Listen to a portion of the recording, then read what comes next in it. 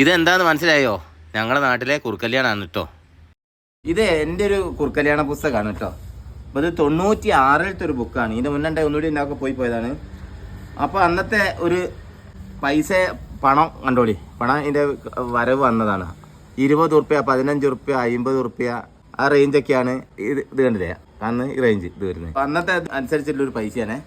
അപ്പോൾ ഇതിൽ തന്നെ ഏകദേശം അന്ന് ഒരു 500ഓളം ഇടപാട് ഉണ്ടായിന്. 500 ചില്ലാൻ ഇടപാട് ഉണ്ടായിന്. അപ്പോൾ 500 ചില്ലാൻ ഇടപാട് എന്ന് പറയുന്ന സമയത്ത് നിങ്ങൾ ആലോചിക്കുക, 500 ചില്ലാൻ വീടുകളാണ് അന്നത്തെ. അപ്പോൾ അന്നൊക്കെ ഒരു പറമ്പിൽ ഒരു വീടോ ഉണ്ടാവുള്ളൂ.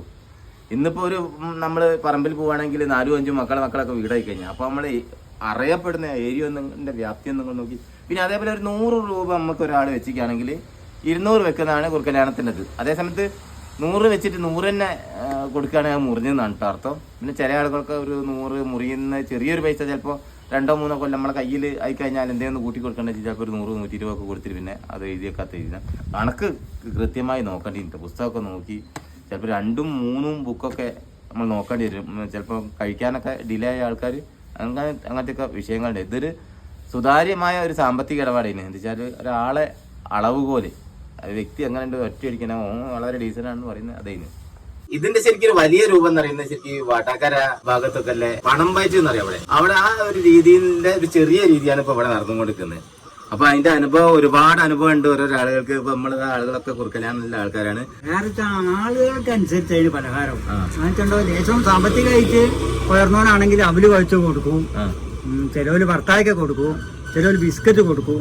ഓരോരുത്തരും സാമ്പത്തിക നിലയ്ക്ക് അനുസരിച്ചിട്ട് അതിന് അന്ന് ചെയ്തതിന് ചിലവർ ചായ കൊടുക്കും, ചിലവർ കാപ്പി കൊടുക്കും. അങ്ങനെയൊക്കെ അത് ശരിക്കും മുട്ടായി. അത് പിന്നെ പോയിട്ട് മുട്ടായിമലെത്തി, നാരങ്ങ വെള്ളത്തിലെത്തി. ഇതിന്റെ കുറുക്കല്യാണം കഴിക്കുന്ന ആളുകൾ തന്നെ സ്ഥലത്തില്ലാത്ത രീതിയിൽ എത്തിപ്പോയി. ഇപ്പൊ പരിപാടി നിർത്തി. ഞാൻ കുറുക്കല്യാണം കഴിച്ചത് പരിയങ്ങാട് മുന്നേ. ആദ്യം കുറുക്കല്യാണം 1983 ഇവിടെയൊക്കെ തുടങ്ങിയ ശരിക്കും എത്ര? അതിന് മുന്നേ ഉണ്ട്. ഞാനൊക്കെ 83-ലാണ് തുടങ്ങിയത്. ഞാൻ പരിയങ്ങാനം ചായ പോയി കാപ്പി പോയി സോഡയും 97 ആകുമ്പോഴേക്ക് സോഡയുണ്ട്. ഞാൻ കഴിച്ചപ്പോൾ 97 ഞാൻ കുറുക്കല്യാണം നിർത്തിയിട്ടുണ്ട്. ഇതില് അത് നോക്കി വന്നല്ലേ ഇപ്പോൾ നമ്മള് ഒരു വ്യക്തിയുടെ അളക്കലും ഇതിനകത്ത് അതല്ലേ സാമ്പത്തിക ലോണ് കൊടുത്ത് കൂടുതൽ പൈസ കിട്ടും. അല്ല തരാത്ത ആളുകളുണ്ട്, കുറെ കിട്ടും, പുതിയ ആളുകൾ കൂടും. അല്ല നമ്മള് തരാത്ത ആൾക്കാർ ഒരു കിട്ടാക്കുറ്റി എന്നുള്ള രീതിയിലാണല്ലോ കാണുന്നത്.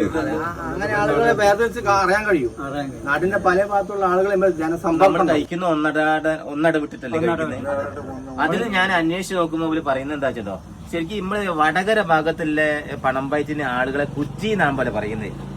നമ്മളിവിടെ ഇടപാടുകാർ എന്നാ പറയുന്നത്. പക്ഷെ അവര് പറയുന്നത് കുറ്റി എന്ന് പറയുന്ന ആൾക്കാർ 100-150 ആളോ ഉണ്ടാവുള്ളൂ. പക്ഷെ കണ്ടമാനം പൈസ ചെയ്യാൻ പോലെ ഒരു ലക്ഷക്കണക്കിന് രൂപ. നമ്മള് പറയാം 100-200 വെക്കാന്നുള്ള സിസ്റ്റം മാത്രമേ. പക്ഷെ എന്താ വെച്ചാൽ ഇവിടെ ഇരുന്നിട്ട് ഈ ഇത്രയും ആൾക്കാരെ ഹിസ്റ്ററി പറയാൻ കഴിയുന്നത് കുറുക്കല്യാണം കൊണ്ട് കിലോമീറ്റർ കണക്കിന് നമ്മൾ ആടെ പറയാൻ കഴിയുന്നത്. 2-3 ഇടപാടൊക്കെ 2-3 ഇടപാട് ഡേറ്റ് വെച്ച് ചെറുപ്പക്കാർ കുട്ടിയെ പരിഹാരമുള്ളവൻ അറിയുന്നില്ല. കുട്ടിക്ക് ഒരു തൊട്ടടുത്ത അറിയില്ല. ഓരോരോ നമ്മൾ പറഞ്ഞ ഒരാൾ അഡ്രസ് ചോദിക്കാനേ ഇന്ന സ്ഥലത്താണ് കുറുക്കല്യാണം തന്നെ പേരല്ലേ. പരിങ്ങാട് കല്യാണം ശരിക്കും നടക്കും. പരിങ്ങാട് അങ്ങാടി പറഞ്ഞാൽ മതി. ഒരു സ്ഥലത്ത് കത്ത് വീട്ടിൽ പോയി കയറി വീട്ടിൽ കയറി പറയുന്നത് അവിടെ. അതേപോലെ ഞാൻ അതിനകത്ത് വേറെ ഒരു ഇത് മനസ്സിലാക്കി എന്താ വെച്ചാൽ ഇപ്പൊ നമ്മള് കല്യാണക്കത്ത് കൊടുക്കുന്ന സമയത്ത് ആ വീട്ടില് 2-3 അംഗങ്ങളുടെ ചിലപ്പോ ഇടപാടിലേക്ക് 2 കത്തൊക്കെ കൊടുക്കല്ലേ. ഇപ്പോഴാണ് 3 ഇടപാടൊക്കെ ഉണ്ടെങ്കിൽ നമ്മള് 3 കത്ത് കൊടുക്കല്ലേനോ.